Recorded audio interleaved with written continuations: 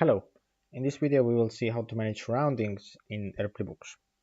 Let's make an example with a purchase invoice, and I will just add some kind of quantity and some kind of price. Let's say that I have a price with 4 digits, like this. If I click enter, the first thing you see, it rounds it with 2 decimals automatically.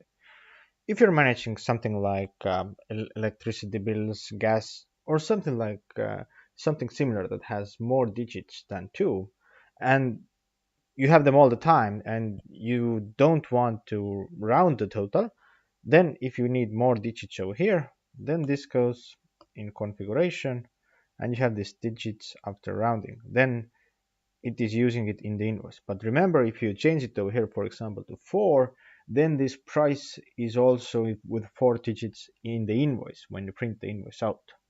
With the sales invoice, I mean. With the purchase, of course not. But let's now leave this case and let's now focus on these 3 totals over here. Now, let's say that this subtotal is okay for me. This total is also okay, but let's say that you need to show that this tax total is 35.9.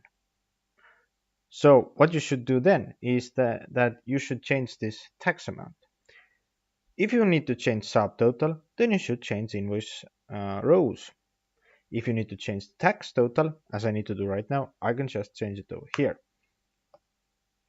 I can do this less than 1 currency amount, meaning that in my case 1 Australian dollar, because if I change to something like this, it tells me that sorry, it has to be less than 1. Now, and I will leave with this. Now I changed this to 35.9, the same amount I have in the invoice, but the invoice total is now incorrect. So if you need to change invoice total, you need to change it over here. You can see I have this rounding amount here, and I can add here 0.1. Now I have the correct invoice total. So if you need to change subtotal, it is going in the invoice rows, the tax right here, and the total is over here. Now I'll also select something here, and let's see the transactions for this. Transactions.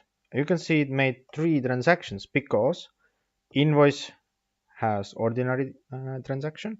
Then we have the VAT total rounding, as you can see from here, and we have also rounding expense because I added this rounding over here. Now, where do these accounts come from? Let's see. In the system accounts,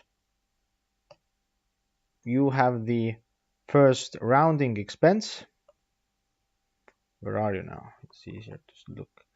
Income from rounding and expense from rounding.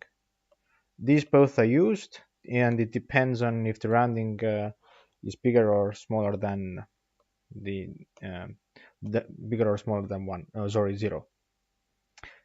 And what about this VAT total over here?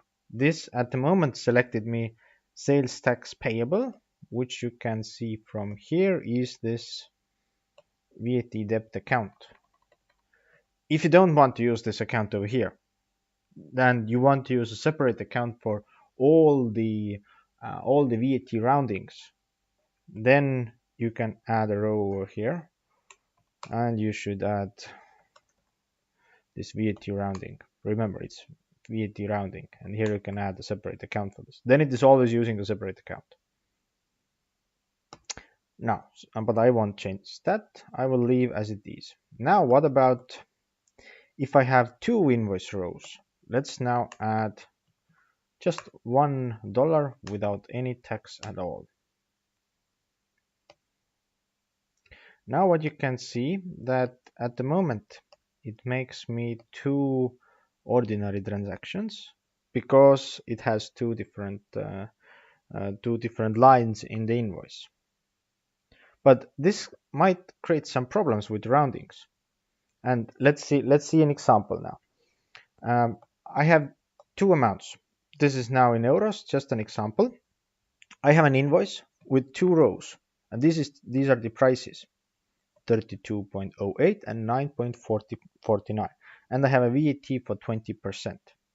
Then what happens is that by default, ERPLY Books rules round one line, meaning that I have this subtotal with rounding, meaning that I am multiplying 1 plus 20%, and then I will round this. And the second line also. Then if I round the rows, then the total would be this 49.89.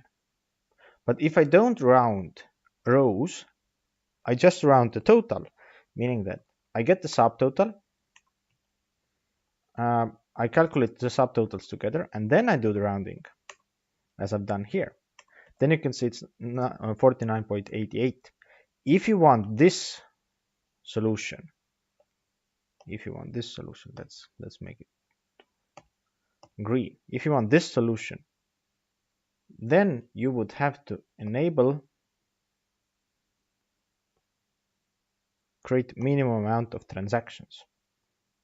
Why would you need to do that? Is because at the moment when I'm doing it like that, I will copy these amounts.